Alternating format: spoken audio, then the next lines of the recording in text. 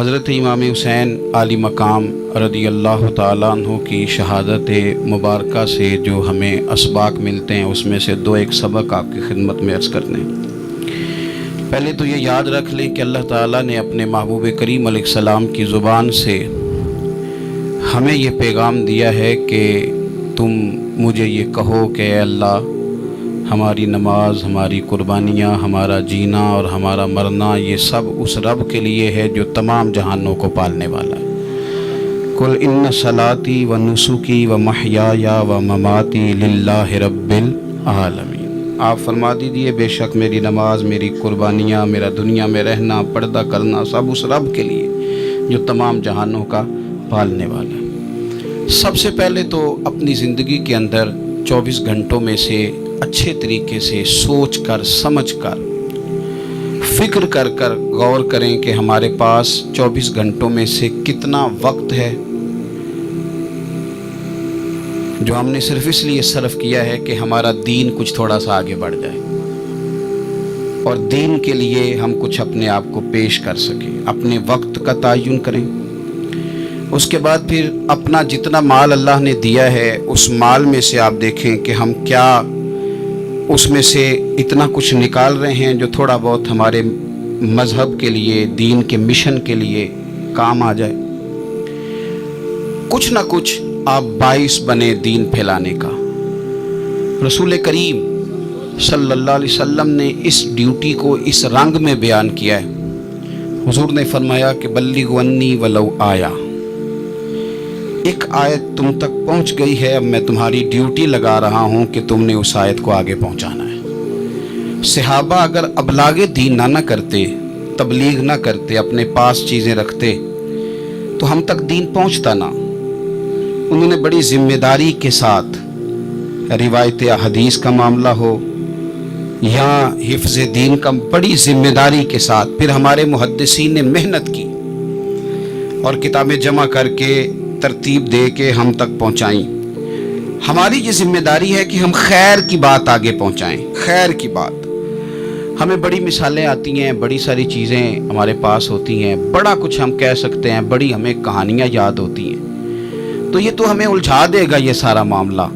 کیا یہ اچھا ہو کہ ہم جمعے والے دن اپنے خطیب صاحب سے جو حدیث سنتے ہیں اسے اچھے طریقے سے ذہن میں بٹھائیں اور پھر پورا ہفتہ گھر کے اندر، بازار کے اندر، گلی کے اندر، دوستوں میں، بچوں میں جب بھی بیٹھیں تو اپنی بات مدینے والے رسول کی بات سے شروع کریں، اور آپ کو ذائقہ اتنا ملے گا کہ کسی نے حضرت ابو ہریرہ رضی اللہ تعالیٰ عنہ سے پوچھا تھا کہ آپ کو کیا شہد لگا ہوا ہے کہ ہر وقت لوگ آپ کے گرد بیٹھے رہتے ہیں، ہر وقت مجمع ہی رہتا ہے؟ کچھ لوگ ہوتے ہیں نا جی، وہ بیٹھ جائیں تو محفل ہو جاتی ہے، چلنے لگیں تو جلوس ہو جاتا ہے۔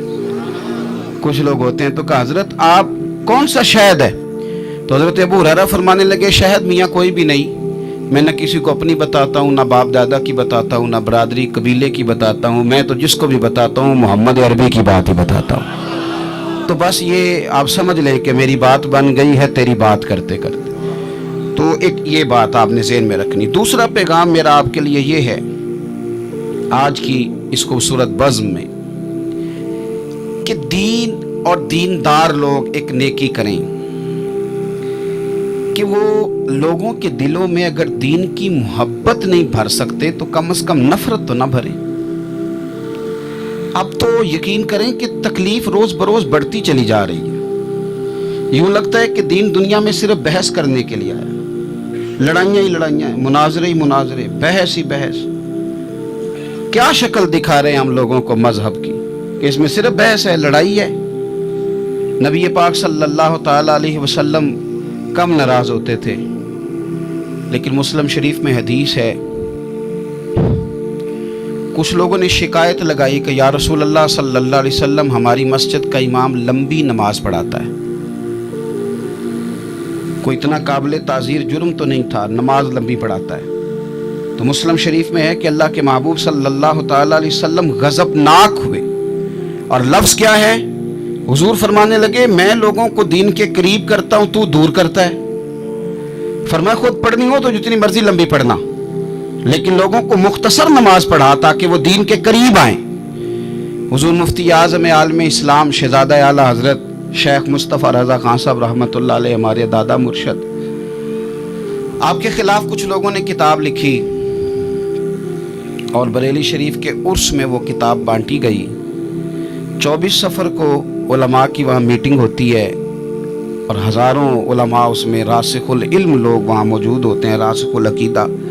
हुज़ूर मुफ्ती आज़म ने वो किताब सामने रखी और किताब सामने रख के उलमा से कहा कि ये शरई एतराज़ है मुझ पर और ये उसका जवाब है, ये शरई एतराज़ है, ये उसका जवाब है, ये शरई एतराज़ है, ये उसका जवाब। जो शरई एतराज़ थे उनके जवाबात दे दिए। फरमाया कुछ इन्होंने ना इखलाकी एतराज़ात किए हैं, तो मैं किसी की ज़ात पर उतर कर बात नहीं करना चाहता। कुछ इन्होंने ज़ाती एतराज़ात किए हैं और जो मुहज़्ज़ब कौमें होती हैं वो किसी शख्स की शख्सियत पर उतर कर, नीचे उतर कर बात नहीं करती। तो ये शरई एतराज़ात थे, ये जवाब है। तो उलमा ने पूछा कि हज़रत ये किताब कब छपेगी? तो आप फरमाने लगी छपेगी कोई नहीं है। कहा हुज़ूर ने आपके ख़िलाफ़ लिखा है तो आप कहते हैं छपेगी नहीं, आपको भी तो छापनी चाहिए। तो आप फरमाने लगे यार जी उन्होंने लिखा है तो कुछ बंदे ना इस किताब की वजह से मुझसे कट के उनसे जुड़ गए।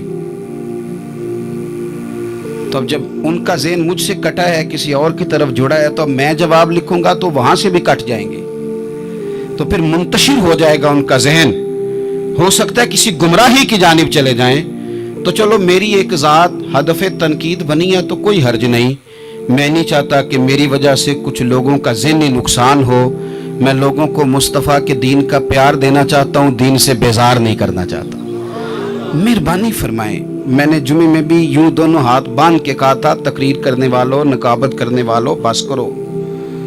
आप अपनी तकरीर चमकाने के लिए, अपनी तकरीर चमकाने के लिए कौम को तकसीम कर देते हो। हक की बात के इजहार का माना लड़ाई तो नहीं होता। हमारे जितने बुजुर्ग थे वो सारे हक की बातें करते रहे, लेकिन इतना इंतशार, इस कदर ज्यादा जो है वो तानाजनी, इस कदर ज्यादा खौफ का मेयार। और मैंने जुम्मे में भी कहा था, फिर कहता हूं, इस जमाने में जितना को ज्यादा शरारती होता है उतना ज्यादा वो ताकतवर होता है। शरीफ आदमी शरारती का मुकाबला कैसे करेगा? हमने शरारती लोगों को मजबूत कर दिया है। तो दीन से नफरत नहीं दिलाएं, लोगों को दीन के करीब करें, लोगों को दीन की मोहब्बत दिलाएं, लोगों को दीन के करीब करें, दीन का ज़ौक़ दिलाएं, लोगों को करीब करें।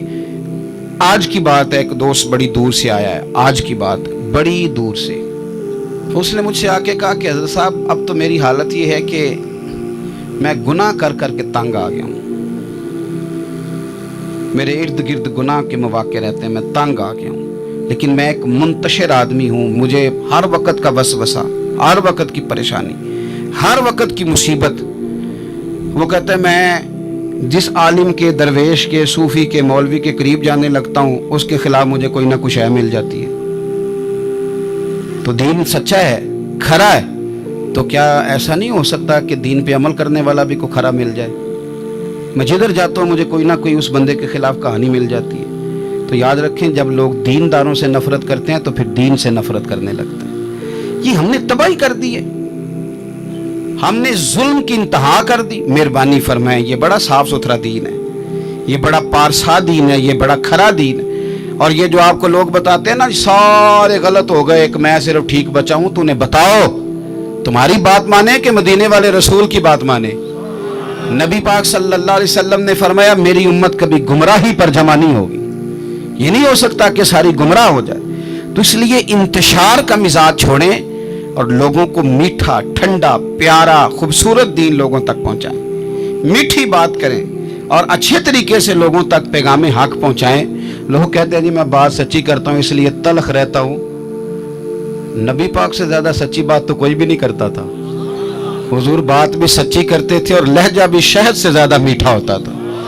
तो ये कौन सी कहानी सुना रहे हो? नहीं कि मैं कड़वा इसलिए हूं कि मैं सच बोलता हूं। सच कड़वा नहीं होता, सच तो शानदार होता है, सच तो सोना होता है, सच का तो चेहरा निकरा हुआ होता है। सच कहाँ कड़वा होता है?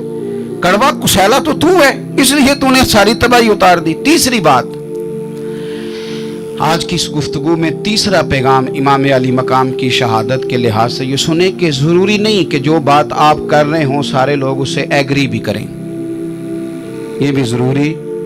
तो सबको मनवाने का मिजाज भी छोड़ दें, ये भी इमाम हुसैन का पैगाम है।